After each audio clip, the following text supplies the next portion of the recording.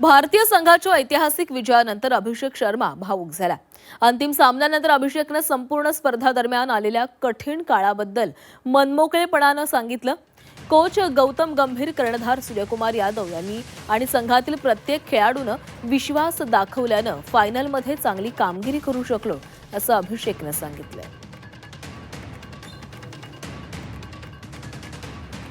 एक वेळ अशी आली होती की मनात प्रश्न पडत होता,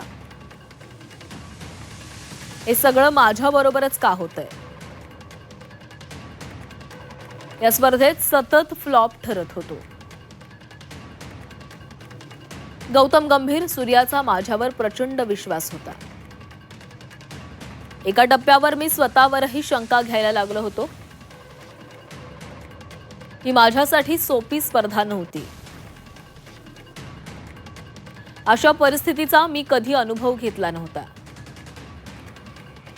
हा माझा पहिलाच वर्ल्ड कप होता। संघातील प्रत्येक जण मला सतत सांगत होता,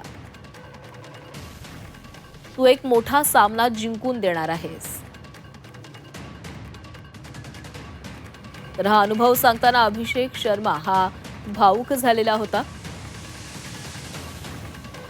टी20च्या सामन्यांमध्ये सुरुवातीपासूनच अभिषेकला चांगली कामगिरी करता आलेली नव्हती, मात्र शेवटच्या सामन्यामध्येच अभिषेकने केलेल्या कामगिरीमुळेच भारताला या विजयापर्यंत पोहोचता आलेला आहे।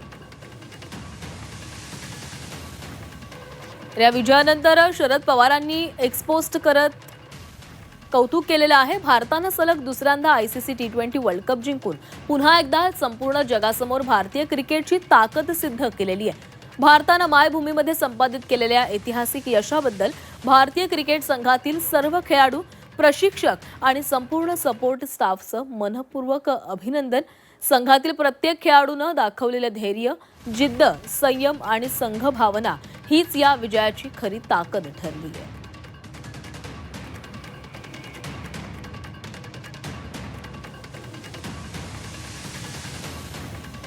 कठीण प्रसंगातही न डगमगता उत्कृष्ट खेळ करत त्यांनी देशवासियांच्या अपेक्षा पूर्ण केल्या आणि भारताचा तिरंगा अभिमानाने उंचावला।